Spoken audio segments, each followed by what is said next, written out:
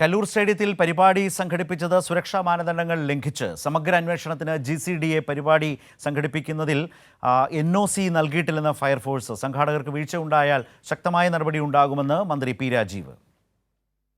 Uma Thomas MLA Kaloor സ്റ്റേഡിയത്തിലെ ഗ്യാലറിയിൽ നിന്ന് വീണ അപകടമുണ്ടായ സംഭവത്തിൽ സംഘാടകർക്ക് ഗുരുതര വീഴ്ചയെന്ന് കണ്ടെത്തൽ. സ്റ്റേജ് നിർമ്മാണത്തിലെ അപാകതയിൽ സംഘാടകർക്കെതിരെ പാലാരിവട്ടം പോലീസ് കേസെടുത്തു. മൃദംഗ മിഷനും സ്റ്റേജ് നിർമ്മിച്ചവർക്കുമെതിരെയാണ് കേസെടുത്തിട്ടുള്ളത്. എല്ലാ സുരക്ഷാ മാനദണ്ഡങ്ങളും പാലിക്കണമെന്ന കരാർ ലംഘിച്ചാണ് സംഘാടകർ പരിപാടി നടത്തിയതെന്ന് GCDA ചെയർമാൻ K. ചന്ദ്രപിള്ള പറഞ്ഞു. സുരക്ഷയുടെയും അതുപോലെ തന്നെ സെക്യൂരിറ്റിയുടെയും കാര്യങ്ങൾ സംഘാടകരുടെ ഉത്തരവാദിത്തമാണെന്ന് കൃത്യമായി തന്നെ നമ്മൾ എഴുതി കൈ കൊടുത്തതാണ്. സ്റ്റേഡിയത്തിന് യാതൊരു തരത്തിലുള്ള സുരക്ഷാ ഭീഷണിയുമില്ല. സംഘാടകരുടെ ഭാഗത്തു നിന്നും വീഴ്ചയുണ്ടെങ്കിൽ ശക്തമായ നടപടി ഉണ്ടാകുമെന്നും മന്ത്രി പി രാജീവ് വ്യക്തമാക്കി.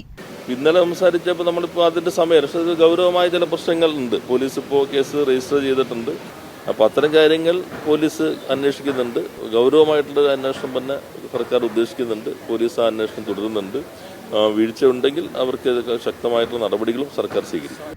അതേസമയം ഉറപ്പുള്ള ബാരിക്കേഡുകൾ സ്ഥാപിക്കുക എന്ന പ്രാഥമിക സുരക്ഷാ നടപടി പോലും സംഘാടകർ സ്വീകരിച്ചില്ല എന്ന ഫയർഫോഴ്സ് റിപ്പോർട്ടിൽ വ്യക്തമാക്കുന്നു.